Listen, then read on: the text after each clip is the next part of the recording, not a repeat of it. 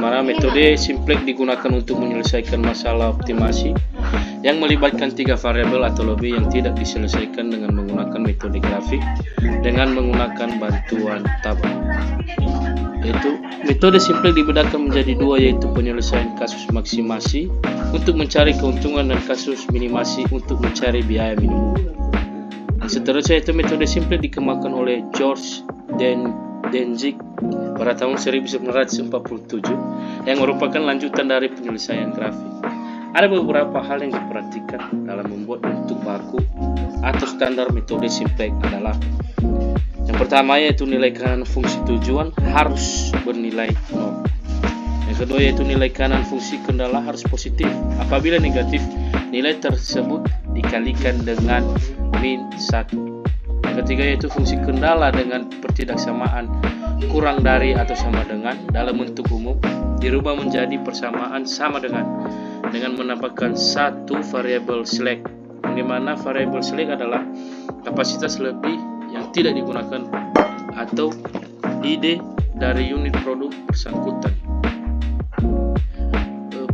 Seterusnya saya akan menjelaskan satu studi kasus yang saya cantumkan, yang dimana nilai maksimumnya yaitu 40x1 ditambah 20x2 ditambah 30x3, yang dimana fungsi kendalanya yang pertama yaitu 4x1 ditambah 2x2 ditambah 3x3 kurang dari atau sama dengan 2400.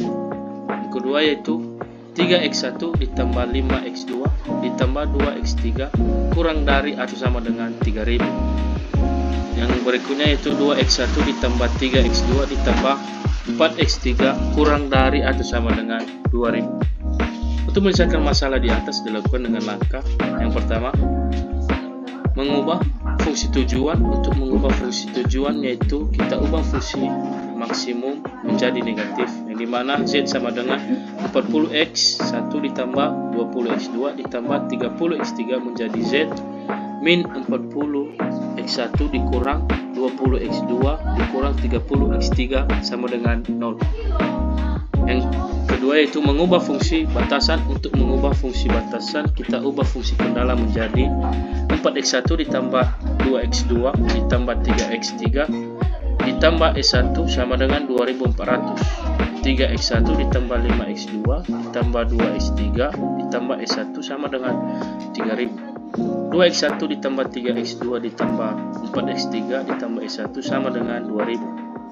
Yang ketiga yaitu masukkan setiap variabel ke dalam tabel simplex, yang dimana x1 nya min 40, x2 min 20, x3 min 30, s1 0, s2 0, s3 0, yaitu nilai kanannya bernilai 0.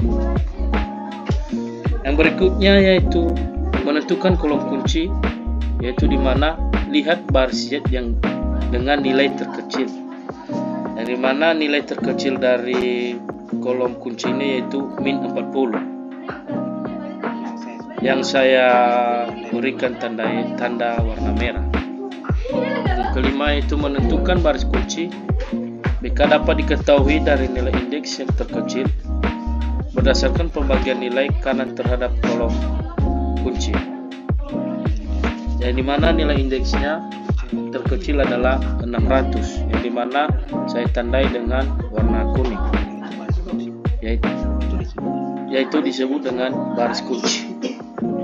Yang keenam yaitu mencari angka kunci, yang dimana angka kunci didapat dari perpotongan antara kolom kunci dengan baris kunci. Jadi angka kunci diperoleh adalah 4, yang saya tandai dengan warna transparan.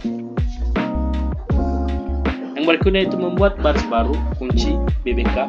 Untuk menentukan BBK perlu diperhatikan beberapa nilai kunci, yaitu pada kolom X1 maka baris S1 kita ubah namanya menjadi X1, dan nilai-nilai pada baris S1 kita ubah pula dengan cara membagi nilai baris dengan angka kunci. Untuk membuat baris baru kita membagikan kolom kunci sama baris kunci, yang dimana 4 dibagi 4 hasilnya adalah 1, 2 dibagi 4 sama dengan 0,5, dan seterusnya hingga nilai kanannya mendapatkan 600.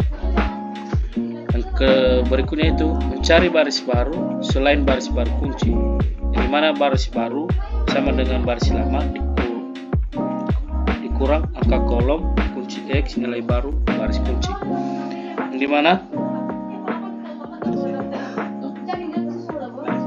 yang dimana baris Z yang baru adalah X1 sama dengan min 40 dikurang min 40 X1 sama dengan min 40 ditambah 40 sama dengan 0 dan seterusnya. Begitu juga untuk baris S2 dan S3. Yang seterusnya itu masukkan nilai-nilai tersebut ke dalam simplex yang baru, yang dimana X1 0, X2 0, X3 min 5, S1 10, S2 0, S3 0, yang dimana nilai kanannya 24.000. Apabila nilai pada baris Z masih ada variabel yang bernilai negatif, maka fungsi tujuan belum maksimal, sehingga untuk menghilangkan negatif kita ulangi langkah sebelumnya. Hal ini dilakukan sampai nilai pada variabel Z tidak ada yang negatif. Yang pertama yaitu menentukan baris kolom, baris kunci, dan angka kunci, yang dimana baris kolomnya yaitu berwarna merah, yang baris kuncinya yang ditandai dengan warna kuning, dan angka kuncinya yang bernilai 2,5 berwarna transparan. Selanjutnya itu menentukan baris kunci S3, yang dimana nilai baris kunci yang baru X3 dihitung dengan membagi semua angka baris kunci dengan angka kunci baris X3 baru. Contohnya yaitu 0 dibagi 2,5 sama dengan 0, 2 dibagi 2,5 sama dengan 0,8, dan seterusnya hingga nilai kanannya mendapatkan 320. Sehingga baris Z yang baru adalah X1 sama dengan 0, min 5 dikali 0 sama dengan 0 ditambah 0 hasilnya 0. X2 sama dengan 0 dikurang min 5 dikali 0,8 sama dengan 0 ditambah 2,5 hasilnya 2,5, dan sampai nilai kanan barunya didapatkan yaitu 24.000 dikurang min 5 dikali 320 sama dengan 24.000 ditambah 18 1.800, maka hasilnya yaitu 25.800. Begitu juga untuk S1, S2, sehingga tabel simplex yang baru adalah X1 0, X2 2,5, X3 0, S1 11, S2 0, S3 5,4, nilai kanannya 25.800.